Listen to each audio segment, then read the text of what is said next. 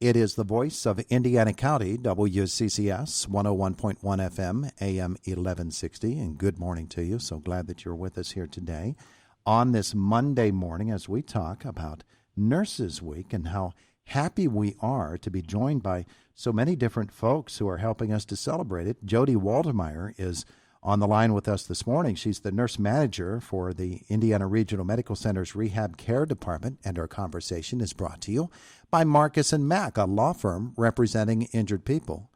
Good morning. Oh, good morning. It's good to have you with us here this morning as we talk about your life in nursing, and in particular with the Rehab Care Unit. We had Michelle on with us a little bit earlier this morning, Michelle Grimes, talking about the Rehab Care Department. She made it seem like that's a really cool place to be. Yeah, it actually is. Thank you for having us host. It's a great place to work, great place to be a nurse. We have a community family. Absolutely. And she talked about the team aspect. That was the first thing she mentioned, and I'm sure you'll echo those thoughts. It really does take that team approach when you're talking about rehab care, and in particular, rehab from something like stroke. Absolutely. We do treat a lot of patients who've suffered with stroke. It's very rewarding because when they come in, they are unfortunately, functionally impaired and otherwise. And then a lot of times by the time they discharge from us after a short 7, 10, 12-day stay, they're going back home. They're a community discharge, and we're very proud of that. Yeah, well, one of the things about stroke victims is it can affect so many different parts of your body. It could be walking, it could be working with your hands, speech, of course, all kinds of different effects of stroke that your brain leaves you with, the difficulties of getting back to regaining at least some semblance of what you once were, and hopefully getting all the way back. But one of the things that Michelle talked about that really intrigued me, and you can probably help me out with this, understanding this as well, is that it sort of sounded like a football coach getting all of his staff together and coming up with a game plan for treatment for a patient who has suffered a stroke, as we talk about stroke in this case. That game plan, it requires not only the initial plan, but then refinements as it goes along. And you have to do that, don't you?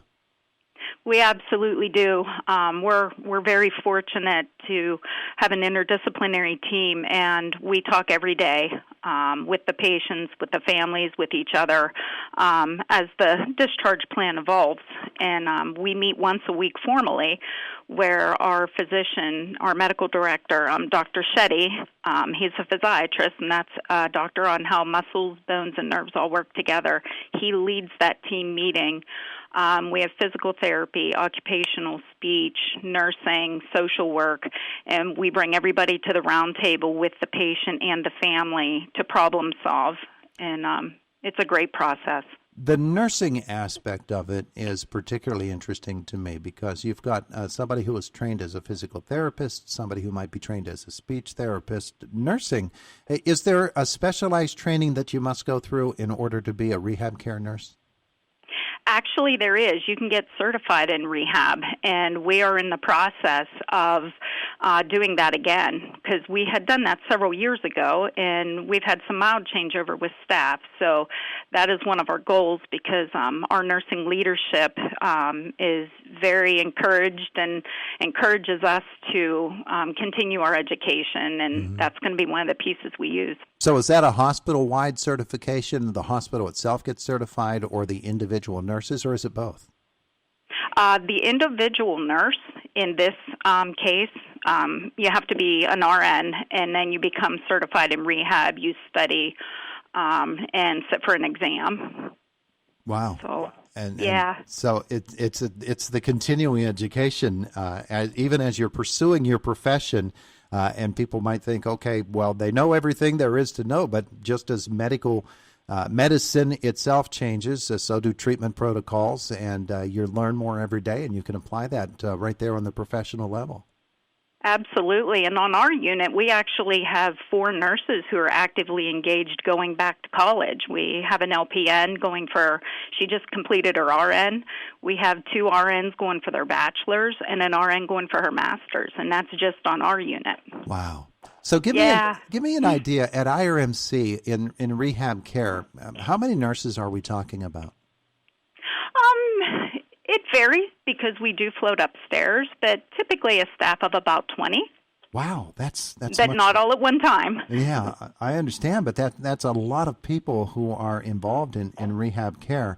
And when you consider the work that must be done and the wide variety of areas of the body that must be given attention, it really requires a much more broad, I think, application of your nursing skills than I would have thought.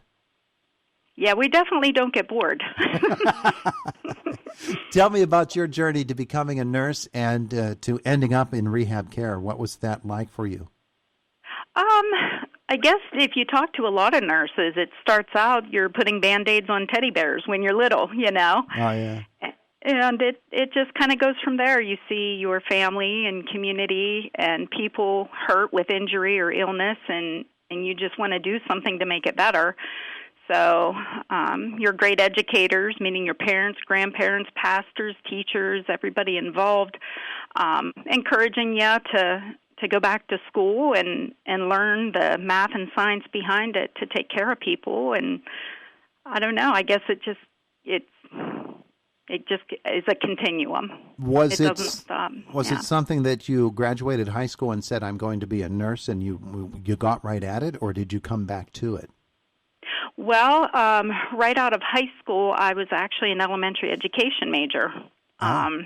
Yeah, and then my dean at the college, I kept, taking a lot of science classes, a lot of math classes, and they had asked if I had considered, helping people instead of in the classroom, but in a patient room. And I'm like, So I entertained the thought and thought they're both great occupations, and you can help people either way, so I went with nursing. That's interesting. What school was it?